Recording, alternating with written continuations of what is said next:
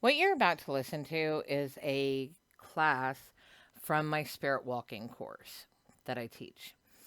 And it is talking about different ideas and perspectives of protection, cleansing, some aspects we don't normally hear in our community and people aren't talking about, as well as how to create a servitor, why servitors, and some different considerations when creating a servitor.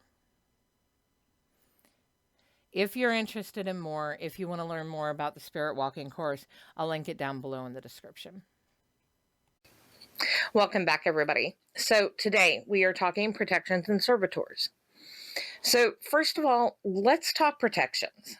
And just from a basic standpoint, we are dealing with spirits. We're dealing with the dead. And not all of them are going to be friendly. Not all of them are going to be positive for us, just like people, because they were people. And even though a lot of change happens in death, and even the people that we perceive as bad in this life or did do really bad things in this life, does not mean that they don't change in their death. That happens quite often when they have to go through their reconciliation process and really go through the aspects of that. There are a lot of changes that happen, a lot of growth that still happens with them. So keep that in mind. Not just because they may have been a person in life that wasn't so great, that doesn't necessarily mean that your interaction on from a soul spirit level is going to be that same kind of interaction, but also it may. Not all of them are able to do their reconciliation all the way, or even to the point where they're, really ready. And so they kind of get stuck there for a while. You also have spirits that get stuck here for different reasons. And we go more into that. But, really sudden, really tragic suicides, these kinds of spirits can sometimes, get trapped and stay here longer than they should. And it makes them a little out there, a little nutty, and things happen and they start to go sour, is what I call it. So, as a death emissary, as a death worker, we work with a lot of different kinds of spirits. Some are going to be good, some are not going to not be so good. So, we want to make sure that we're protecting ourselves. There are different aspects to protection. So, the very basics.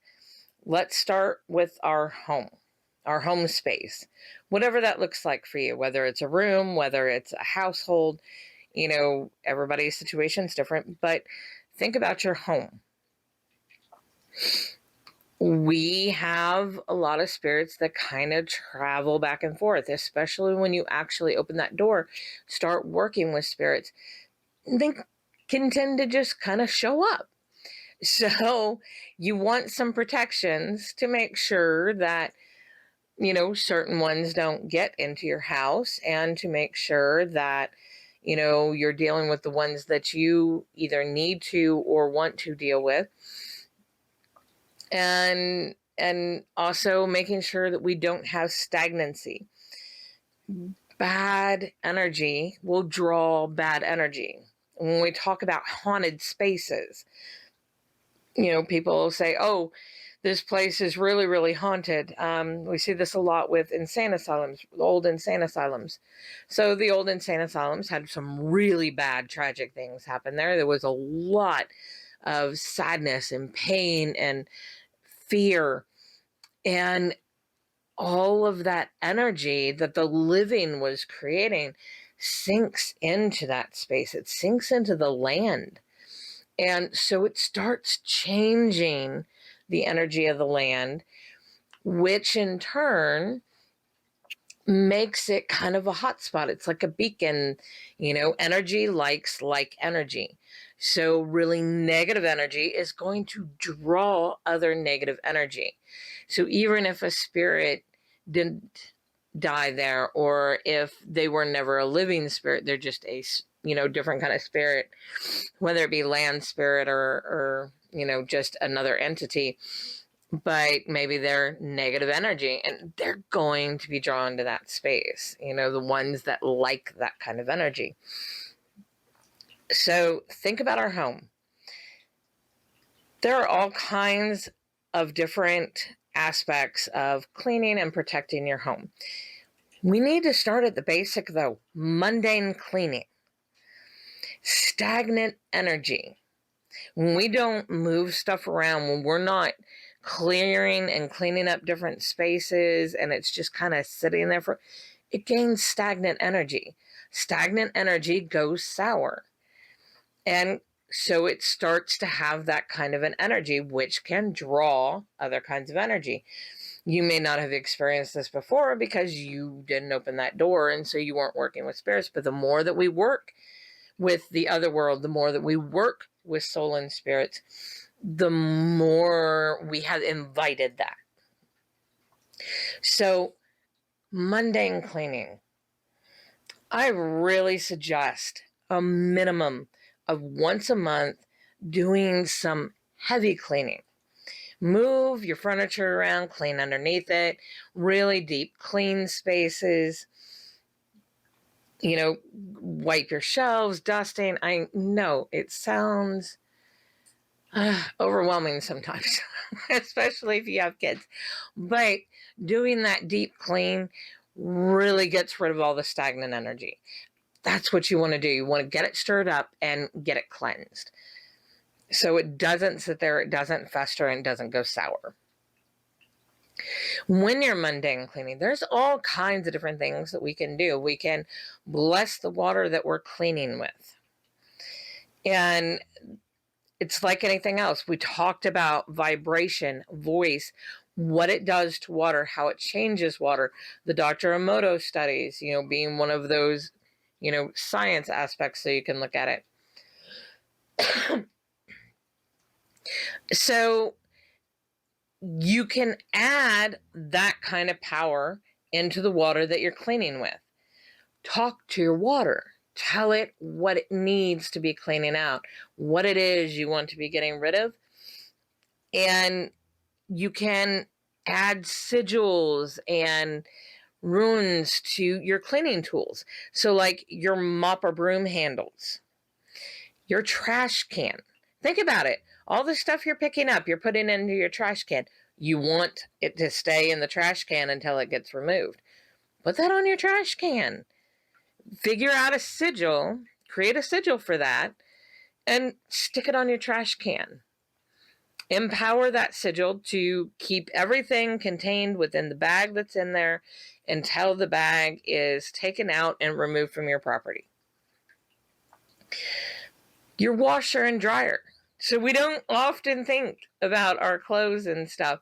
We're out in the world and we're touching energy and we're talking and working with spirits and we're touching energy. It's on our clothes too.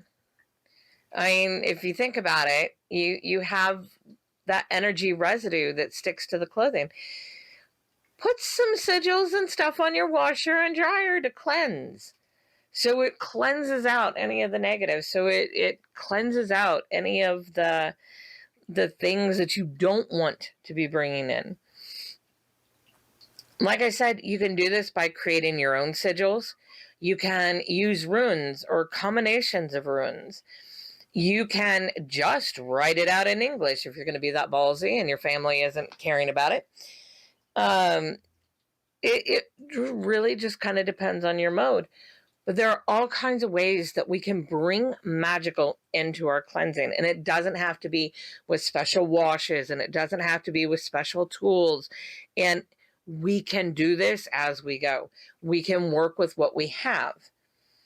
I'm a big proponent of working with what you've already got. I use bleach everywhere. Post nurse here. We use bleach for everything in the hospital. I know enough about germs and stuff. I use bleach everywhere. Drives my family crazy. But to me, The bleach has that kind of complete clearing aspect to it, which I love. I hate the smell, love the cleaning aspect of it. And so I talk to my bleach. I tell it what I want. I can even write things on my bleach bottle, so it's kind of soaking in there even before I use it. There's all kinds of ways that we can bring magical into the mundane to help us make sure that we clear all of that energy out. So, we talked about clearing everything. Here is another thing that is not as spoken of, but you really need to consider. You just cleaned your entire kitchen. You cleaned every crevice of it. It is completely, cleared. All the energies cleared out, all the everything. You have a blank space now, energetic wise. You need to fill that space with the energy that you want to inhabit there, that you want to draw in there. So whether you're doing it with scents, any kind of smell aspect, maybe it's an incense, maybe it's an oil, or just cutting lemons, maybe you want that fresh lemony happiness. That's what lemons mean to you. Bring these things in whatever way you feel like. You can either create a little spritzer oil or water and, spritz it around in some places. But tell the room, as you're doing this, what kind of energy do you want it to inhabit there? What do you want it to become? What do you want to allow in there? If you leave a blank space, then any kind of energy can come set up shop.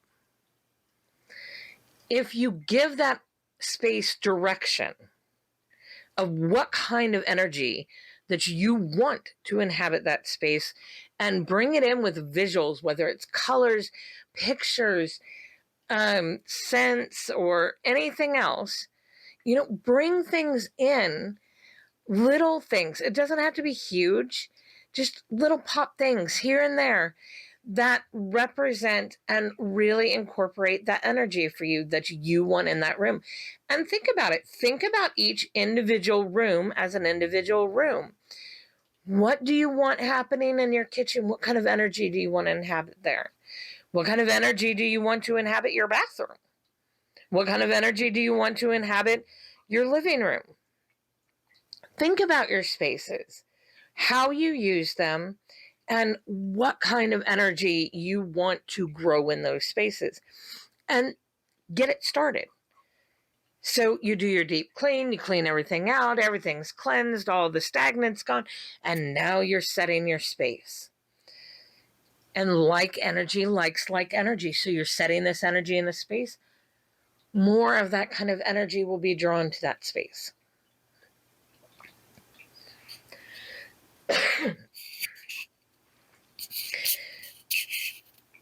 When it comes to home and family, so let's just take, again, we're looking at space.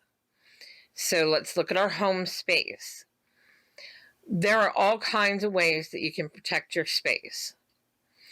Warding is probably the most common and most talked about. It is sigils, runes,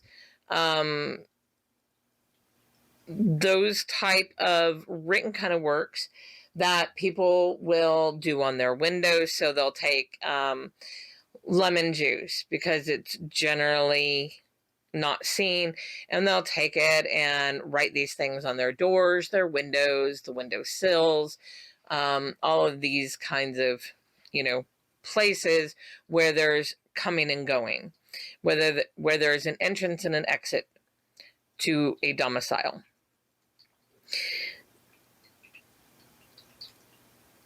It's a lot of work. You have to keep setting it every time you clean. So if you clean it, then you have to reset it.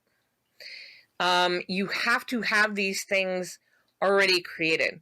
So you need to empower them, you need to set them, which means you need to create the sigil and you need to spend time really setting that sigil as this symbol means this. And you're imbuing that with energy. There are different ways that you can do that. You can write it on paper and burn it. You can write it on a bay leaf and burn it. You can write it down and come in and meditate on it every day for like a week, really focused on the sigil and what that sigil's job is, ingraining it. I think that is probably the best way to do it, because it really ingrains it in ourself. But there's all kinds of different ways that you can set a sigil. But once that sigil's set, it's set for the purpose that you set it for. This is what you use it for. And so people use a lot of protective sigils, and they will go crazy in their house putting the sigils everywhere, whether it be with lemon juice or water that they have spoken to, however your mode is. For me, I'm a lazy witch. I've got a lot of other things to do. Doing all that kind of warding is, I've done it and it's a lot, and it's not a mode that I want to go on. I use servitors.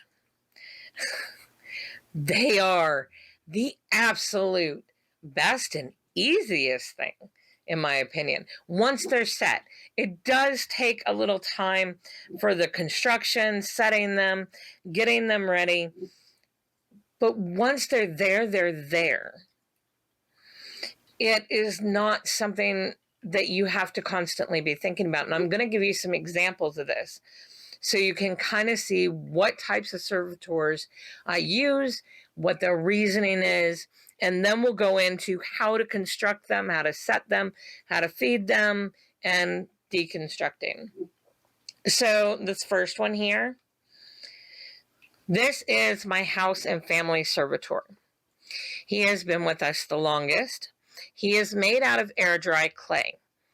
You can make servitors either out of air dry clay, or you can have a statue, a stone, a bull, whatever you want to represent your servitor, and allow it to house. So it's kind of like a holding space for the energy, something for it to inhabit when it's hanging out. So this is my home servitor. I really like air dry clay better than anything. There are a couple of reasons why. One, very easy to work with. Very easy to mold into the shape that you want to mold it into, to carve the things that you need to carve into it, to set it. You can add things on the inside, and I'm going to go through his construction so you know what this is. But also in his setting, because it's air dry clay, it takes, I think it took Orrin about 2 weeks to completely dry, which was fantastic for the simple fact that while I was feeding him and he was drying, it just kind of gave this more solid, solidified point to his energy, because I was still filling all the water that was in him. And that water was drying into the clay, creating a much stronger servitor, in my opinion. So the construction of Orrin starts with air dry clay. You need air dry clay and 2 binds. You need 2 things that are going to bind this servitor to you. You can put other things on there, like if it's a protection and you have a specific protection sigil, you could use that and carve that into. But you need 2 binds, 2 tags from that servitor to you. The first one is going to be a personal sigil. This is your mark. So when you think about artists and they sign their name, or some have a little mark to them, and this is their little mark or trademarks, and you get my gist. It's some little sigil-like marking that indicates this is you. That needs to be, if it's air dry clay, carve it in. If you are using a already made thing like a statue, then you're going to have to write it on the bottom of the statue or somewhere onto the statue. And you need to do it in a permanent way. If it starts to fade, you're going to have to make sure that you're redoing it so it stays solid. The second thing, blood. You're going to need some of your blood. This is a servitor. Blood is going to be your most direct and most powerful tag between you and that servitor. You don't need a lot. Stop watching TV. We're not cutting open our palms or slicing our arms. You need a pinprick, one little drop of blood, not a lot. You can easily just go get some of those diabetic lancets. Lancet your little finger, get a little drop of blood, give it to your servitor. If you are doing air dry clay, you can put it inside the servitor in its center. So here in its center, or however your shape is for your servitor, put it in its center. So really close to heart space or center of body space. If you're doing a statue, again, bottom. Go for the bottom or some aspect of that. If you're doing a poppet, or you can do poppets for these, you can knit you something that stands as its house. You could even use a tiny little house and say this is your house. But whatever you're using to house that energy, these are the two things. You need to have your personal sigil on there in permanent in some way, and you need a drop of blood. If you are adding, so Orn is not just me, it's home and family. So that includes my children and that includes my husband. I'm not putting their blood in Orn. That's not how that works. The blood is tied to me because I'm making him from my energy, and I am the creator of the servitor. That's why it's blood for me. Everybody else is hair. I got a little piece of hair, a little strand of hair from each of my people, and I put it in the center of Orn so he could tag them, because there's DNA in our hair. So they followed the DNA. And so with that, he protects me, my children, my husband, and our household, wherever that household is. I was not specific as in this particular house. My life moves.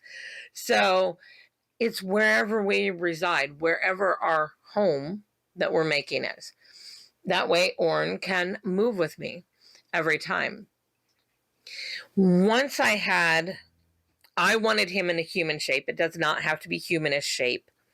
You can have any kind of shape. I have a healing one that is in the shape of a catfish, because that is the servitor that I work with when there's major physical healing aspects that need to be done. And he's a catfish, so I made his like a catfish. Orn's like a person. With that,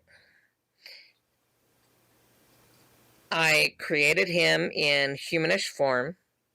In his center is where I put the tag locks. So as I was creating him, before I put him up, my blood and my family's hair is in there. and I sealed him up. I put my sigil on there. I have some other sigils on there that are specific for the jobs that I have given Orn. And we'll get into that in just a minute. At the moment, we're just talking construction, the physical construction.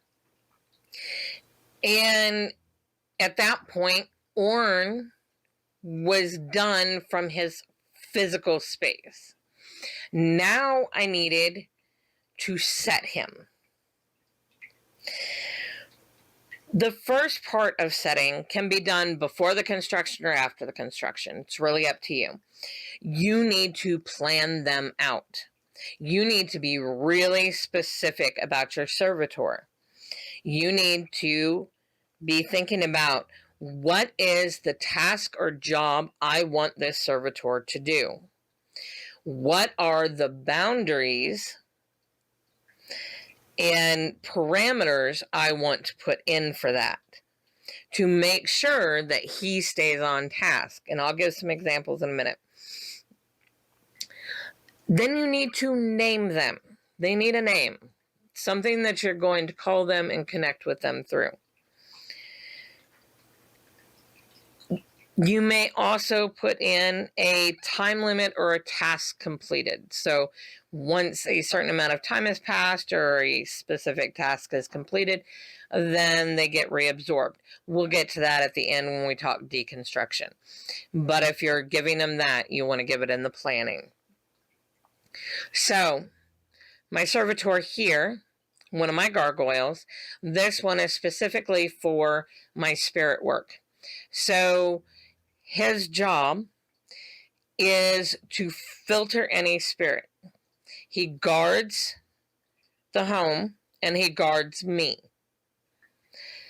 And if there is a spirit that is wanting to come in or wanting to visit or something like that, he has very specific parameters of if that person is going to be allowed in, if that spirit is going to be allowed in.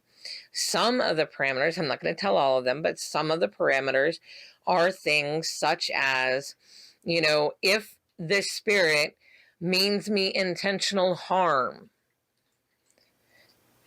no, it's not going to get in. I do give lax though, and then say specific things like intentional harm, because I can't be trusted to sort through these spirits on my own. I've learned that. There are spirits that come in and they feel icky. They are scary or they feel icky, just bad juju is what it feels like to me. Thing is, though, I can do something to help. That's another one of his parameters.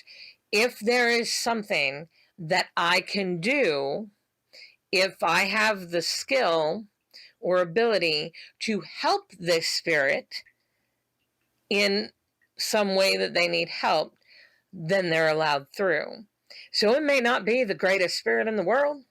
It may be some kind of a little bit scary. I've had them. But if it was just me, I would feel that scary energy and automatically push and be like, nope, you're out. I'm done. But the problem with that is maybe there's scary energy because they have a hurt or a wound, and it's something that I can help with. It's my job as a death emissary to help them with that. So I don't trust myself to sort from that way, so I give it to my servitor. I tell my servitor that you are, if they mean intentional harm, physical harm, intentional harm, they're just here to do damage. They don't get through. But if there is something that I can help them with and they want the help, and that's why they're coming, they do get through. So this is what I mean by parameters. Think really long about your parameters, about the task you want it to do, and then what does that really look like? My servitors have a lot of autonomy. They have parameters and boundaries to stick within, but I'm not telling them how to do their job. I'm telling them what their job is and what boundaries and parameters they must stay in to do this job. And then I let them decide on the action of that, what that looks like. Because if I try to anticipate every situation, I'm going to have to say, oh, for this situation, do this, for that situation, do that. And they're unknowns. There's so many unknowns, things that happen that you didn't expect, didn't prepare for. And so your parameters were too narrow, and thus you don't have a way for that servitor to act. Another aspect to think about, do not be too overprotective. This goes for your house, it goes for you, it goes for your servitor. Whatever you're using for protections, don't overprotect. I see so many people so obsessed with protection that they're protecting themselves from any kind of experience. And they're not meaning to, they're not seeing it, but they are so worried about all these little things happening that they just go hog wild with their protections. They're so overprotected, nothing gets through. So they don't have any experiences. So you want to find that happy balance. Servitors are a really good way to do that. Because one, it's your energy. So they are more like a golem, which is a creature created from your energy. That spirit is fed with your energy. It is a part of you. This is more golem-like. It is not like an egregore or a tulpa, because it's not a bunch of other people feeding it energy. You're the only one feeding your servitor. So it's your energy to them. It's a part of you. You can kind of think of them similar when we think of Filga, how a Filga is a part of our soul, but has a certain amount of autonomy. Servitors are very similar. It's not a part of our soul per se. It kind of is. I mean, energy. It's our energy. So I kind of see them as part of my soul. But some people may just consider them their energy. However you want to look at that. But they're more golem-like. It's just you. You're the one feeding it. You're the one that's in control of it. Nobody else can put anything else into your servitor. They're not attached. They're not bound to it in any way. They have no tags to it in any way. And it will not serve anybody but you.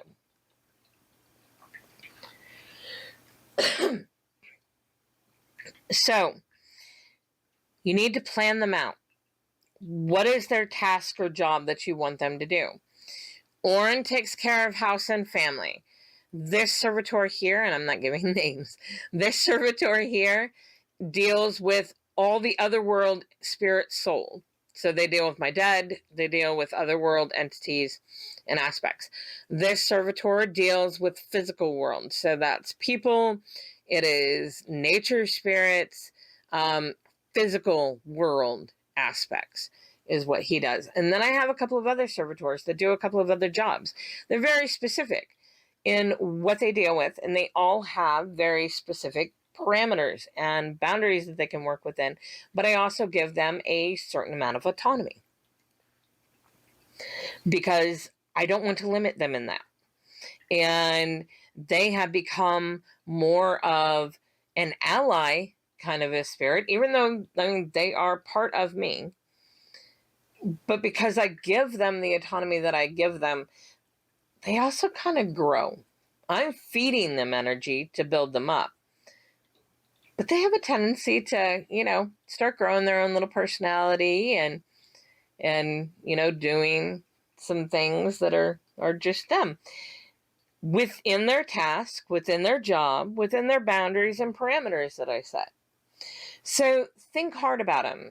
Think about, not overprotecting, but don't underprotect. You want to find that happy medium. Where can they do their job, do it effectively, do what you need them to do? And what does that look like? What are the aspects that they need to stay within? All of my servitors hold my morals.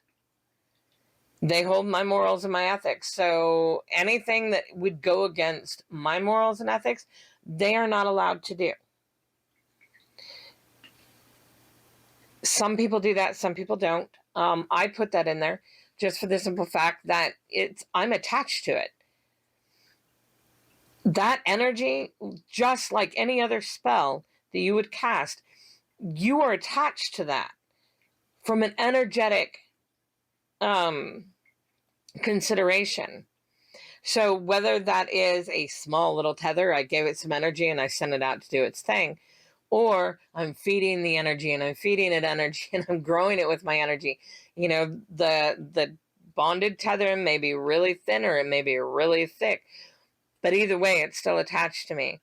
So I'm not going to do a spell that goes against my moral and ethics, and I'm not going to create a servitor to do something that I wouldn't do, because I'm still attached. So whatever they do is going to come back to me in that way.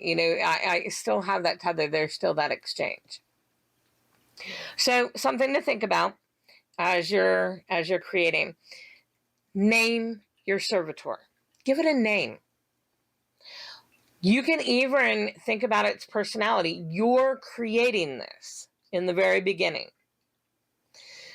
So you may want to give it aspects of a personality. Maybe you want it to have a sense of humor. Maybe you want it to be, very, very icy and serious. Think about those things. Make sure you're putting them in the creation process. So you have created your plan with your task or the job, the boundaries and the parameters. You have named them. You've created their vessel in some way. It has 2 tags. It has your personal sigil that denotes this is me. And it has a drop of blood that gives it that energetic DNA between the 2 of you. So these are tags that you give it. Now you need to set it. There are different ways that you can set them. I'm going to go through what I do and what has worked fantastic, and I've never had a problem. So first of all, setting them. Little bowl of water, a little cuppy of water, and a candle. It doesn't even have to be big. Give them a tea light. They're fine. It really depends on you. You may want a larger candle, and I'll explain why for the first month. But a little bowl of water and a candle. The water is part of that, memory, flow, movement, and, creating that kind of space with them that they can draw from that water. So as you're talking, and then we're going to go through this, if the bowl of water is right in front of your servitor, as you are doing this, you're speaking with the water, but also straight to the servitor. And as the water evaporates and moves, the servitor can pull energy from that, thus pulling in that emotion, that memory. It's the things that you're saying to the water. Just another way to, really solidify that in with your servitor. The candle is for energy. It's to help boost energy and give it more energy, just like we would give anything else a candle. If we're giving our deity a candle or we're giving a spell a candle, it's firing it up. It's giving that energy. So you're setting them. You've got your bowl of water. You've got your candle. It's lit. Now you want to read out loud their plan. Have it all written down. You really want it written down for future, uses, or if you need to expand something on them, or you need to change one of their boundaries because something comes up, you want to know exactly what you told it to do. You want the plan written. So I would write it and keep it in a very particular notebook that, just has your spell casting in it. Maybe it's just for your servitors. Maybe it's your grimoire, however you want to look at that. So read out their plan, what their task and job is, all their boundaries and parameters, any personality aspects or movement aspects you want to give them, and their name. Do it out loud so the vibration of voice is moving the energy and infusing that into your servitor's container. This is the setting process. Then for the first month, you want to feed it. I really suggest you feed it daily for the very first month.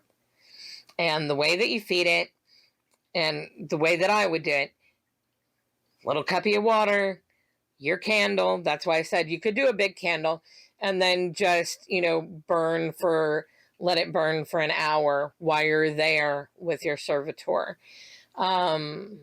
And then blow it out and relight it the next day when you do this. Or you can just do little tea light candles and let them burn until they burn out. But you want to feed it. And then the first month, you really want to feed it daily. Same process. Water, candle, read its plan to it. This is good for you. It's good for your servitor. One, it's giving you that time. You're feeding it energy and you're building that bond. You're strengthening that tether, and you're really giving it its plan, and you're solidifying the plan in your head as you're feeding the plan to your servitor. Once that first month is done, you can feed them monthly. And you can do it with just a little bowl of water or just a candle, or you can do both, or you can just sit with your servitor and give it energy that way.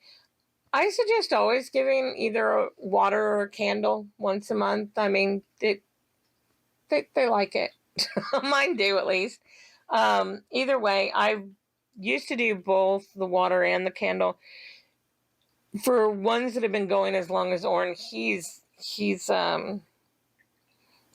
over a decade old. He mainly just gets candles. That's what I give him. Some of my newer ones, I like the water aspect because, again, that vibrational and imprinting aspects. So that is how you create, set, feed your servitor. Once that first month is over, your servitor is ready for business. He may have been, or she, or it, however you look at your servitor, may have been doing the job a little bit, already jumping in and kind of taking his role and doing his thing. But at that 30-day mark, after you've gone a month, 28 days, 30 days, 31 days, pick your month. Do you go by the moon cycle, or are you doing a Gregorian cycle? Whatever. Once that month is over, he's set. He's ready to go. He's doing his job. You, at that point, are setting him loose to go hog wild. You do not have to worry about what you set him for at that point, as far as the job.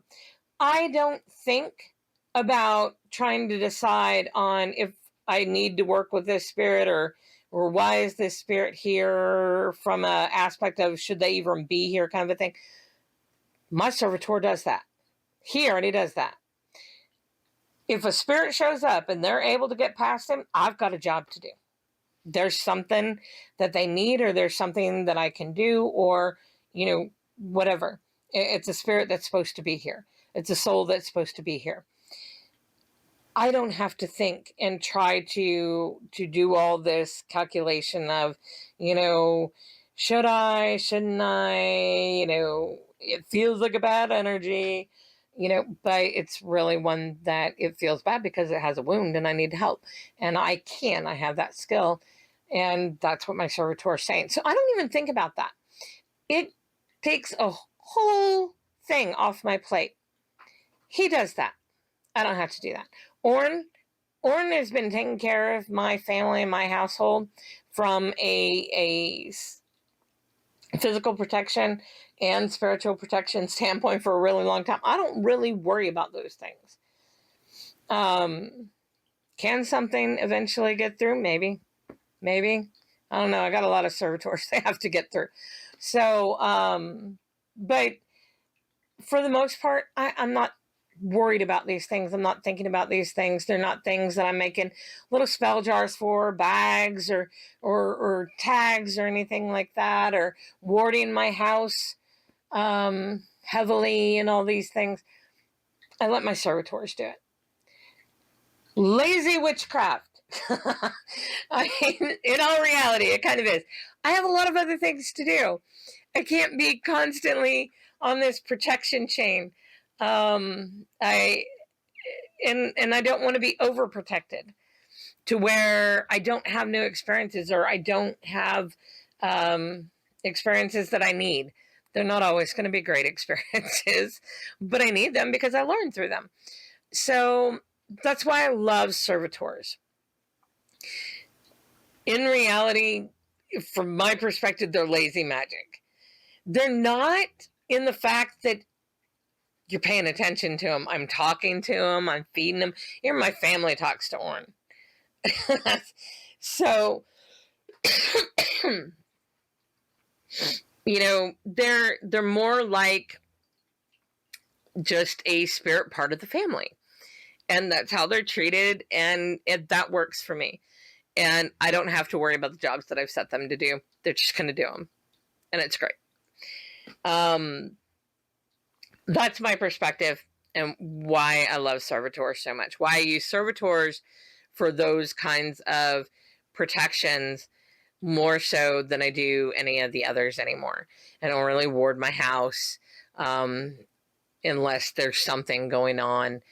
My husband has his own little bubble thing that does work there, and then the servitors do their job.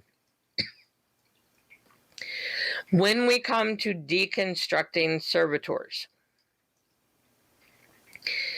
there are 2 to 3 ways.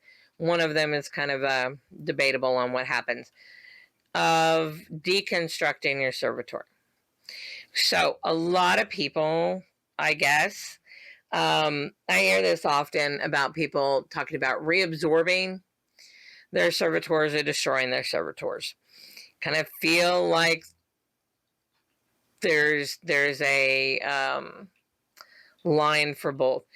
A lot of people say reabsorption because it's your energy. You built it out of your energy. You feed it with your energy. That's the energy it gets. And thus, when you want to end the servitor, you can either completely cleanse or break your servitor and reabsorb them into your energy. If you make a servitor that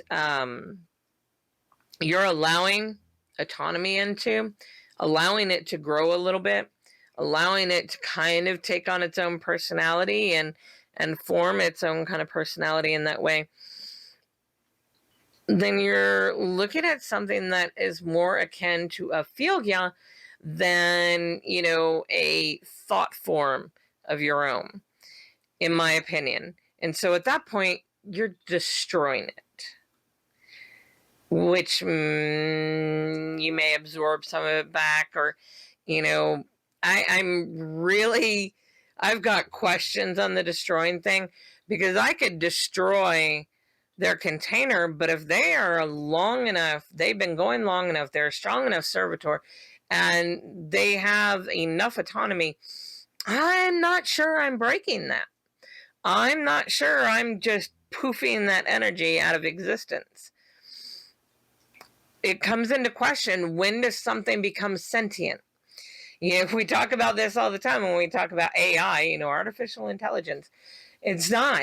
The AI that we have right now, there is no independent thought. It's based upon code. But where does that change? Same thing with the servitor. Where does that change? Where does it cross the line from being a more golem-like to a more living kind of an entity? And I'm not sure. I'm not sure where that line is for people, or where that line is for them. I would consider these 3 servitors as independents.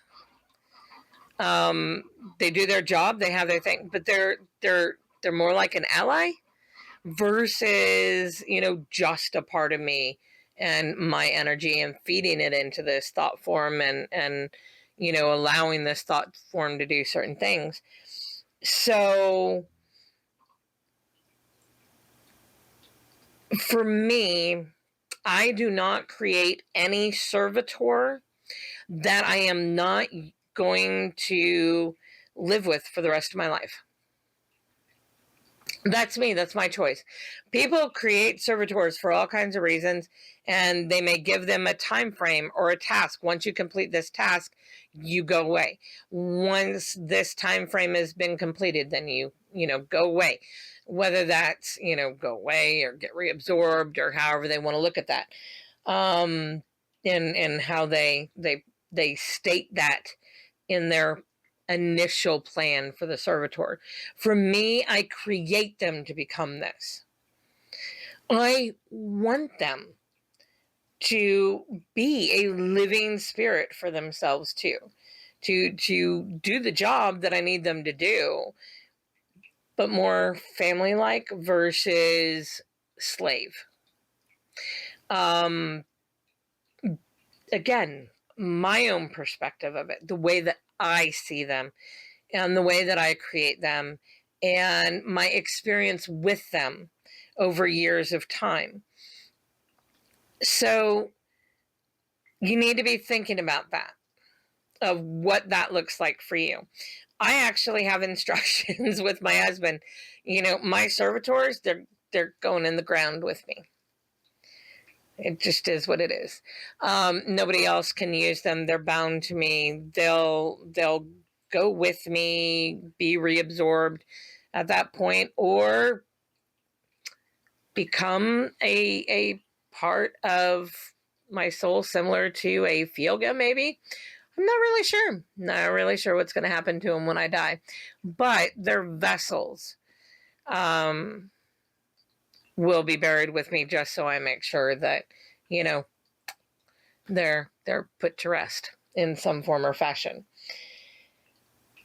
So think about your deconstruction and your plan, what that looks like. What kind of servitor do you want to create? Do you want to create only a short-term one? Do you want to create them just to do one specific task and be done? Or do you want a long-standing ally? There's really no right or wrong answer here. It's about personal preference. It's about personal interaction. And it even touches on moral and ethics for me, as far as when it comes to respect, integrity, and authenticity, which are 3 of my heavy guiding lights. And respect, this is a part of me, yes. I am feeding it, yes. Its energy is my energy, yes. But I'm also asking it to do something for me, something very specific, and I'm allowing it to grow, at least from a limited standpoint, beyond me. So spirit to spirit, it becomes a little bit different. So, but think about it before you create your servitor, what that looks like and what you want that to do. When we talk traveling protection, and I wanted to touch on this because we touched on it a little bit in the last class when we were talking about spirit walking. So this can be outside your home, protection as you're going. I am really going to be focused on the spirit side of it, though. Okay. So there are really three main ways that you can protect yourself, have a protection with you as you spirit walk, or when you trance, or when you dreamscape, however your interactions are, or if you're in vibrational spaces, maybe that the vibrational space kind of creates a overlap between our plane and another plane. These are things that you can have on you, and just again, something that's set and all that, and you're using it. It's something that's already set for the purpose. So for me, you can do this with bracelets, you can do it with earrings, you can do it with rings, you can do whatever kind of jewelry you want. You can also do it with writing sigils and stuff on your body. So maybe you have a specific protection sigil, or you have a specific protection sigil for something specific, or a power symbol or shielding, all kinds of different ways to look at it. If you have a sigil created for it, you can write it on your body. I really highly suggest writing it on your hands, your wrists, your arms, your neck, something that you can easily touch. I generally don't recommend writing them on your legs, your ankles, your feet, because if you're in other world, then that may be a difficult spot to touch at that time. So easily accessible places where you want to place the sigils. But so these here are bracelets, and each one is attuned to a temple guardian. That's crane tradition. So some of you will know about it, some of you won't. But each one of these are attuned to a specific temple guardian. Each one of these bracelets is attuned to a specific guide deity. And these are ones that I consistently have on. You'll see me wearing all the time, because for me, it's easy. It's easier to do it this way. I change earrings out a lot, so I generally enchant and charm them for a different reason, not so much protective aspects or bond. And these aren't really specifically, the deity ones aren't specifically for protection specifically, but they're the bond. They are a consistent reminder and solidification of the bond. And so I can touch it, and immediately that bond is lit up. So I use these because whatever's on your person when you do these spirit walks, trances, movements like that, these are with you. They're on your body, so you have access to them. Even if you're in spirit space, they're still tethered in those places. They're still there. So you can use that. Your staff, as we mentioned, is another tool. But you really need to have that bond down with your staff. You need to know all the feel of that staff, the energy of that staff. That's why I say take your time and really bond with your staff before you start deciding what needs to be imbued into the staff. That whole bonding process is making it so it's a tool that you can take with you.